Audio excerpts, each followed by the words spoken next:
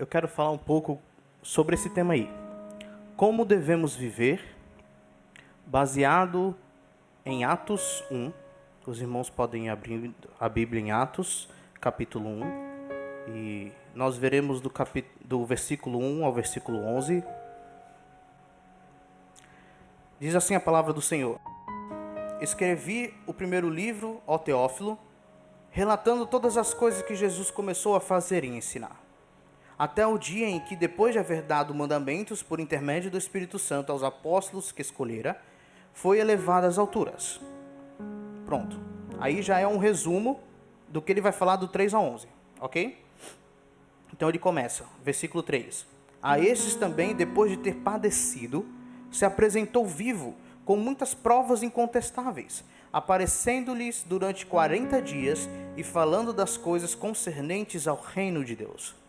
E comendo com eles, determinou-lhes que não se ausentassem de Jerusalém, mas que esperassem a promessa do Pai, a qual disse ele: de mim ouvistes. Porque João, na verdade, batizou com água, mas vós sereis batizados com o Espírito Santo, não muito depois desses dias. Então, os que estavam reunidos lhe perguntaram: Senhor, será este o tempo em que restauras o reino a Israel? Respondeu-lhes: Não vos compete conhecer tempos ou épocas que o Pai reservou pela sua exclusiva autoridade, mas recebereis poder ao descer sobre vós o Espírito Santo, e sereis minhas testemunhas, tanto em Jerusalém, como em toda a Judeia e Samaria, e até aos confins da terra. Dita essas palavras, foi Jesus elevado às alturas à vista deles, e uma nuvem o encobriu dos seus olhos. E estando eles com os olhos fitos no céu, enquanto Jesus subia, eis que 2 varões vestidos de branco se puseram ao lado deles, e lhes disseram: Varões galileus, por que estáis olhando para as alturas? Esse Jesus que dentre vós foi assunto ao céu, virá do modo como o viste subir. Então, como devemos viver? Primeiramente, devemos viver baseados no Evangelho de Cristo. Então a gente começa aí do versículo 1 ao 5.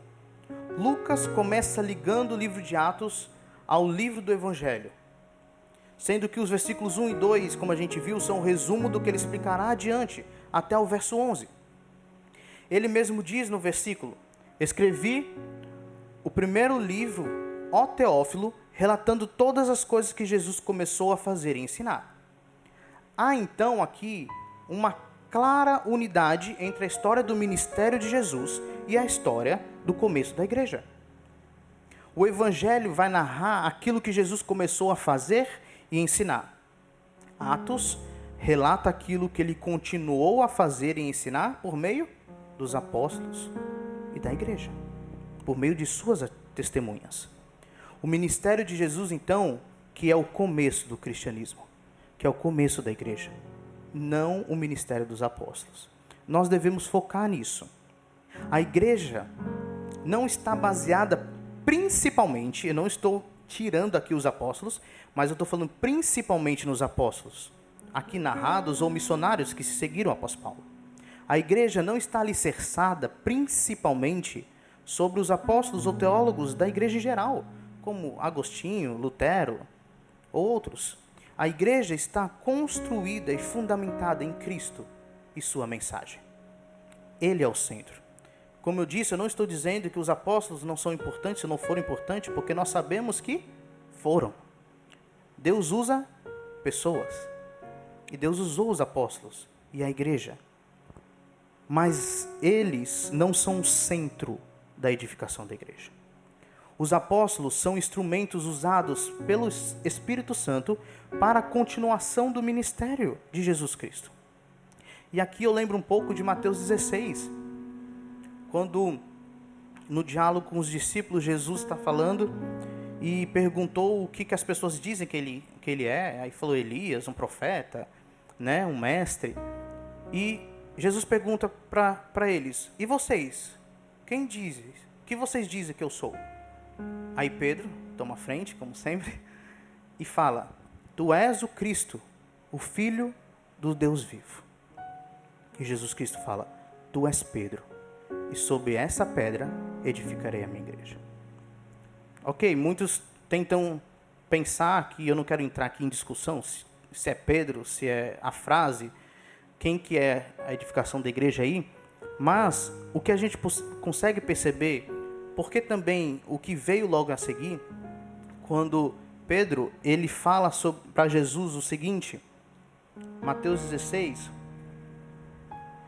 e Pedro, chamando-o à parte, começou a reprová-lo, dizendo: tem compaixão de ti, Senhor, isso de modo te acontecerá, falando sobre aqui a morte, né, de Jesus. Pedro falou para ele. E o que Jesus fala para Pedro? Arreda, Satanás. Tu és para mim pedra de tropeço, porque não cogitas das coisas de Deus, e sim das dos homens. Olha que interessante. Pedro poderia ser pedra, base, e poderia ser de tropeço. O que dá o conteúdo da base, o que dá a sustentação, então, é literalmente aquilo que Pedro fala. Tu és o Cristo, o Filho do Deus vivo. Então, todos que professam tu és o Cristo, o Filho do Deus vivo, fazem parte da edificação da igreja. Mas o que é o centro? O Cristo, o Filho do Deus vivo. Lucas prepara então esse cenário, ressaltando as ordens de Jesus aos discípulos, a realidade da sua ressurreição, o teor dos seus ensinamentos, a promessa da vinda do Espírito e a volta de Cristo. O primeiro ponto, então, a ser ressaltado deste evangelho em que devemos viver baseados, é que Cristo padeceu e a sua ressurreição é um fato. Não só pela palavra de Deus nos dizer, mas também porque tinha testemunhas. Se não tivesse nenhuma testemunha, e Deus tivesse nos dito por meio da sua palavra, ok. Mas além da palavra de Deus, tem as testemunhas. No versículo 3 diz assim: a estes também, depois de ter padecido, se apresentou vivo com muitas provas incontestáveis, aparecendo-lhes durante 40 dias. Então ele começa aqui, Cristo padeceu. A ideia de padecimento não é simplesmente uma morte qualquer. É uma morte sofrida. Uma morte com dor. Então, ele não simplesmente morreu. Essa palavra envolve sofrimento. Mas nós sabemos que o evangelho não para aqui. Não para na morte. Porque evangelho sem ressurreição não é evangelho. Sim, ele reviveu. Isso implica no cumprimento das promessas de Deus para a nossa vida. Isso implica, meus irmãos, em concretizar que o padecimento de Cristo, o sofrimento de Cristo não foi em vão. E Lucas, é interessante como ele não supõe aqui a ressurreição de Cristo, mas ele afirma e ainda diz com provas incontestáveis. Alguém aqui sabe me dizer quantas testemunhas eram necessárias frente ao tribunal romano para assegurar a verdade ou a veracidade de algum acontecimento, de algum evento? 3. Bastava 3. Há relatos que Cristo apareceu para mais de 500 pessoas, conforme Paulo escrever aí em 1 Coríntios 15, 3-8. Antes de tudo, vos entreguei o que também recebi, que Cristo morreu pelos nossos pecados segundo as Escrituras, e que foi sepultado, e ressuscitou ao terceiro dia, segundo as Escrituras. E apareceu a Cefas, e depois aos 12. Depois foi visto por mais de 500 irmãos de uma só vez, dos quais a maioria sobrevive até agora, porém alguns já dormem. Depois foi visto por Tiago, mais tarde por todos os apóstolos, e afinal, depois de todos, foi visto também por mim, como um nascido fora de tempo. Tá bom pra gente? Tá bom, né? O segundo ponto, então, a ser observado do evangelho em que devemos viver, baseados, é a mensagem central dos ensinamentos de Jesus, que é o reino de Deus. A gente viu que o evangelho envolve o padecimento, que é o sofrimento e a ressurreição, mas também envolve o reino de Deus. No decorrer de todo o seu ministério, Jesus ensinou e pregou o reino de Deus. Durante o período de 40 dias, Jesus apareceu aos discípulos e o que ele fez? Pregou ensinou sobre o reino. O reino se dá por meio do Filho. Esse tema continuará sendo a mensagem central das testemunhas da igreja, seguindo a lógica da pregação de Jesus. Temos que viver, então, baseados no Evangelho, sabendo da realidade do padecimento, do sofrimento e ressurreição de Cristo, e da mensagem central dos seus ensinamentos, que é o reino. Somos cidadãos desse reino. Isso deve reger nossas vidas, meus irmãos. Agir de acordo com o reino ao qual pertencemos, de acordo com o rei que domina nesse reino. Há o reino das trevas, o império das trevas e o reino de Deus. Eles não se confundem, não são parecidos. Não dá para viver conforme os dois reinos. Não existe chance de você pertencer ao reino e viver sempre como se fosse súdito do outro reino. O reino de Deus tem moradores específicos, escolhidos por seu rei, para que vivam desfrutando desse reinado. Mesmo que para muitos o reino será instaurado na volta de Cristo, nós já somos habitantes dele. Então essa realidade é para agora. Nós não somos daqui, somos forasteiros. Então nossa identidade, nós que somos salvos, nossa identidade é o Evangelho. Essa é a primeira forma que devemos viver conforme Atos, baseados no Evangelho de Cristo. A segunda forma que devemos viver conforme Atos é que devemos viver como testemunhas de Cristo. E aí o versículo 6 a 8. Então os que estavam reunidos lhe perguntaram: Senhor, será este o tempo em que restaures o reino a Israel? Respondeu-lhes: Não vos compete conhecer tempos ou épocas que o Pai reservou pela sua exclusiva autoridade. Mas recebereis poder ao descer sobre vós o Espírito Santo, e serei minhas testemunhas tanto em Jerusalém, como em toda a Judeia e Samaria, e até os confins da terra. Antes de adentrar especificamente aqui, nesse texto, Lucas, nos versos 4 e 5, ele termina explicando a materialidade da ressurreição de Jesus Cristo. Porque Jesus Cristo comeu com eles. E isso reafirma também a promessa, depois que ele fala a promessa do Espírito Santo. O Espírito Santo é referido como a promessa do Pai no versículo 4. Um presente de Deus. Então Jesus ordena o quê? Esperem em Jerusalém o batismo do Espírito Santo. Já no verso 6, os que se reuniam com Jesus lhe perguntaram então: Senhor, será este o tempo que restaure o reino a Israel? E como podem ver, os discípulos novamente não perderam tempo. Tudo o que os israelitas esperavam era a vinda do Messias para a libertação da opressão que sofriam de seus inimigos. Então, naquele momento, quem era o inimigo? Roma. Eles queriam se livrar desses gentios, se estabelecer como nação, porque eles queriam reafirmar a ideia que tinham a respeito do reino. Qual que era a ideia que os israelitas tinham a respeito do reino? Elementos políticos nacionalistas. A ideia material, o reino de Israel, Israel reinando. Eles acharam propício o momento, então, já que Cristo estava ensinando sobre o reino de Deus e mencionou a promessa do Pai.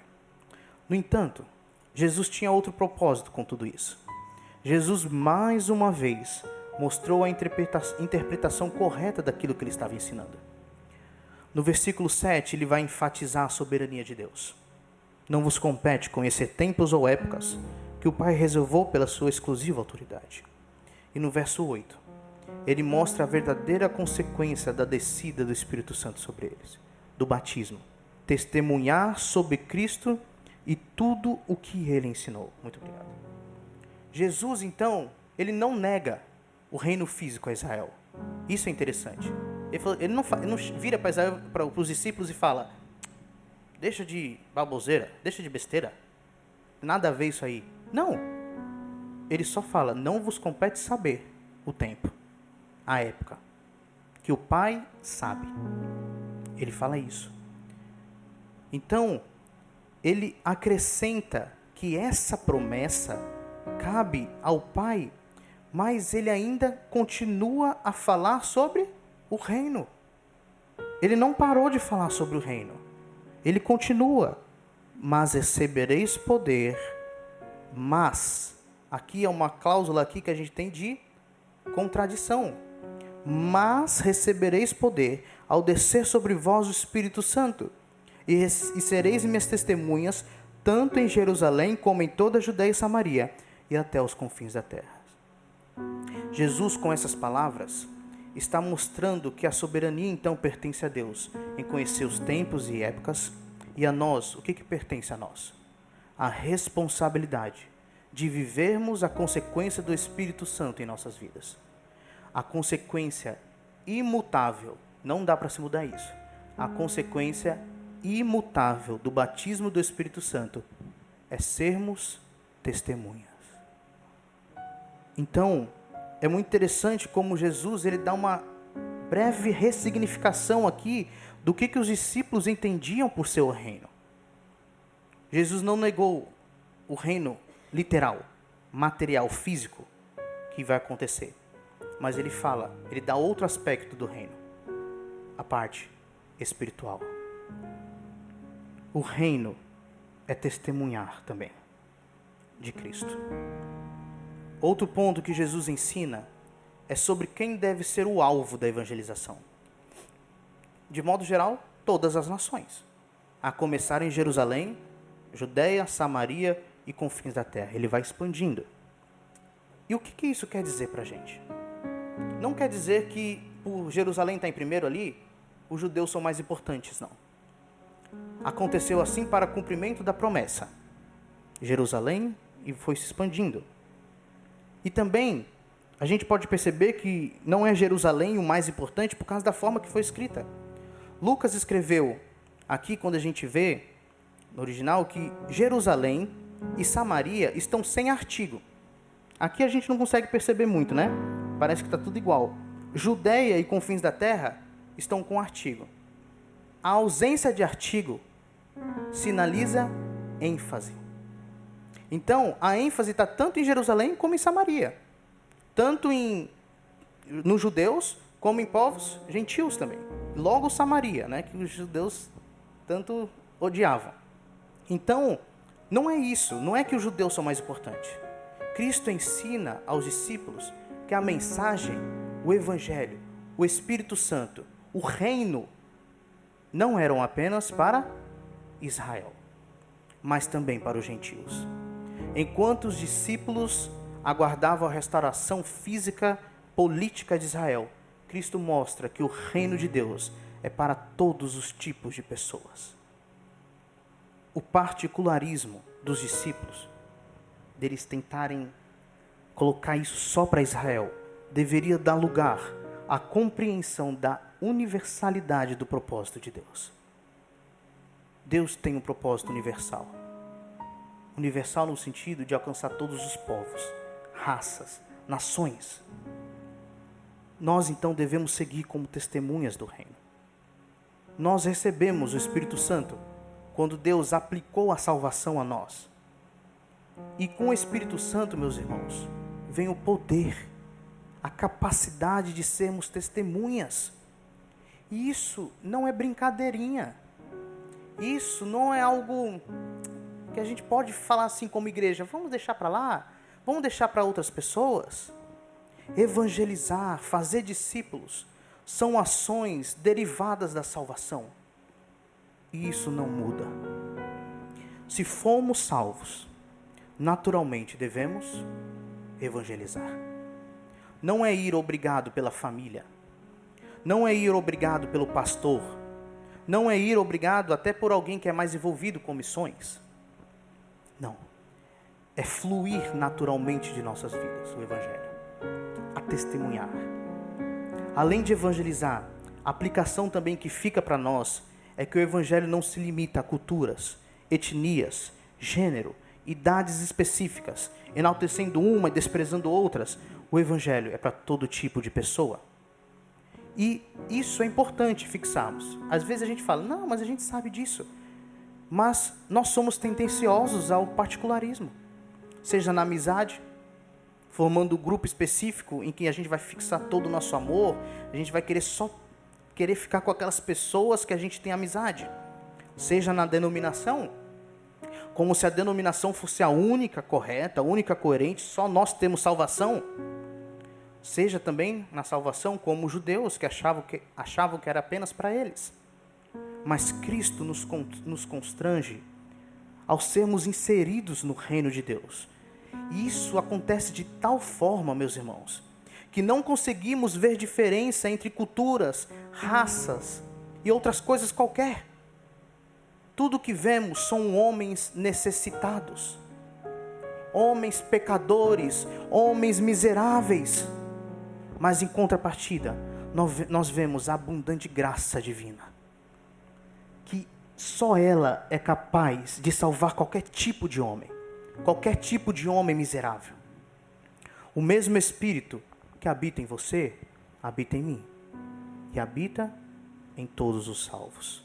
Por isso, em Cristo, com o Espírito Santo, temos unidade, e devemos viver essa unidade. Nossa identidade, então, meus irmãos, é o Evangelho refletido no evangelismo. A primeira forma que devemos viver conforme Atos, baseados no Evangelho de Cristo. A segunda forma que devemos viver conforme Atos é como testemunhas de Cristo. E a terceira forma, e última, é que devemos viver baseados na realidade da volta de Cristo. Para isso, vamos ler do versículo 9 ao 11 novamente. Ditas essas palavras, foi Jesus elevado às alturas, à vista deles, e uma nuvem o encobriu dos seus olhos. E estando eles com os olhos fitos no céu, enquanto Jesus subia, eis que 2 varões vestidos de branco se puseram ao lado deles. E lhes disseram: varões galileus, por que estáis olhando para as alturas? Esse Jesus que dentre vós foi assunto ao céu, virá do modo como viste subir. Nós podemos visualizar aqui com uma pintura, em nossa imaginação, esse quadro relatado da ascensão de Jesus. Os discípulos com seus olhares fixos em Jesus e provavelmente pensando muitas coisas. E aqui Jesus indo e desaparecendo. E o que me vem à mente como possíveis pensamentos deles são: quando vamos rever Jesus? Quando poderemos novamente comer com Jesus? Ouvir Jesus? O que será de nossa missão sem Jesus que ordenou a missão? Eles não estavam sem tarefas. Eles não estavam desocupados, meus irmãos. Eles tinham uma missão a cumprir, ordenada por Cristo. E eles ficaram ali parados, olhando para o céu, mesmo depois de Jesus ter sido coberto pela nuvem. Então 2 varões vestidos de brancos apareceram e falaram: varões galileus, por que estáis olhando para as alturas? Esse Jesus que dentre vós foi assunto ao céu, virá do modo como viste subir. Qual a primeira sensação que vem para vocês ao lerem essas palavras? Para mim, é repreensão. Lucas quer chamar a atenção do leitor aqui. A pergunta indica aqui uma repreensão dirigida a eles, por estarem demorando ali. É como se eles tivessem virado para os discípulos e falado: por que ainda estão aqui? Vão! Vocês têm mais o que fazer. Ok, eu não vou julgar aqui muitos discípulos, porque provavelmente eu faria igual, né? Ou pior, estaria chorando lá em lágrimas. Eles estavam ali ansiando pela presença de Jesus. Isso não é errado. Nós devemos ansiar por estarmos com Cristo. Mas isso não pode ser um desejo tal a ponto de ficarmos estagnados, ficarmos parados, sem ação. Eles já tinham, então, como a gente já falou, recebido essa ordem quanto ao que deveriam fazer. Depois disso, eles recebem a notícia o quê? Que Jesus volta. Do mesmo modo que foi possível Jesus subir ao céu, é possível também ele retornar. E isso acontecerá. Cristo, então, meus irmãos, há de retornar. Ele vai voltar. E esse é o fundo histórico da esperança. É isso. Deus deu essa notícia aos discípulos para que eles tivessem o combustível para o ministério, para a missão deles. A esperança da volta de Cristo. Então não fiquem aí parados, ansiando a presença física de Jesus. Vocês possuem a esperança, na certeza que Ele retornará. Isso é suficiente. A esperança em Jesus, em nós, é a presença dEle em nós. É o Espírito Santo agindo em nós. O que nos dá a entender também, meus irmãos, que o Evangelho deve ser pregado antes da volta do Messias. Porque se eles tinham que cumprir a missão dele, a ideia que fica para nós é que Cristo retornará após a missão estar concluída. Cumpram a missão de vocês. Nós devemos cumprir nossa missão. Cristo retornará para cumprir a promessa dele. Todos os dias buscamos ânimo para continuar a vida.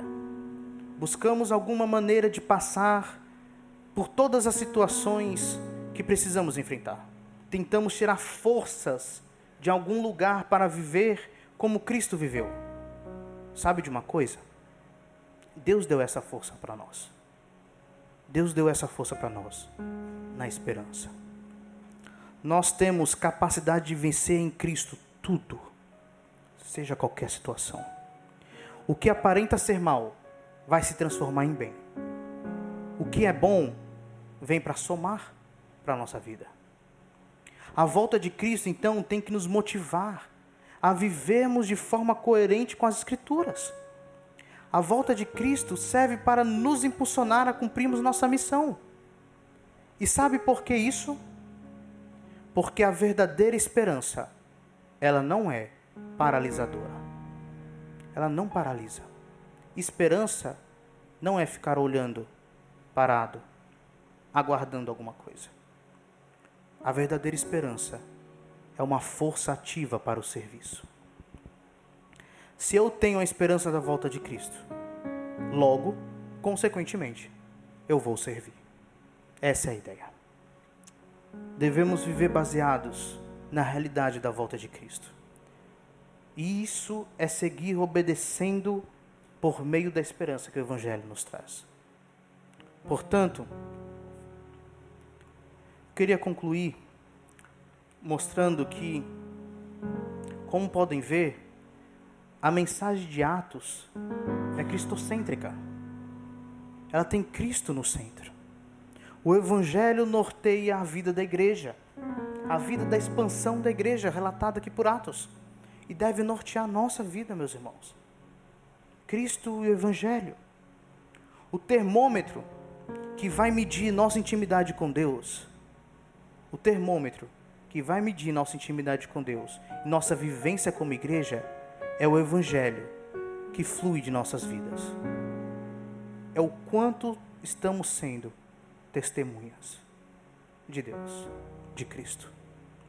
Isso que vai medir nossa intimidade com Deus. Para resumir a ideia geral de Atos, então, para a nossa vida, quero que entendam o seguinte: a igreja foi estabelecida, expandida e sustentada para ser uma continuação do ministério de Jesus Cristo. Como habitantes do reino, devemos pregar o reino de Deus a partir do Filho de Deus, que padeceu numa cruz pelos nossos pecados e ressuscitou ao terceiro dia para a nossa justificação. E sempre vencendo todas as situações na esperança da volta desse Filho e do dia em que infinitamente estaremos face a face com Deus, adorando a Ele. Nós somos igreja? Sim, né? Então, que nossa vida reflita o nosso Senhor Jesus. Que Ele seja o centro de nosso viver como igreja. Ele retornará. Maranata, vem Senhor. Enquanto isso, nós devemos viver baseados naquilo que Atos nos diz. Amém?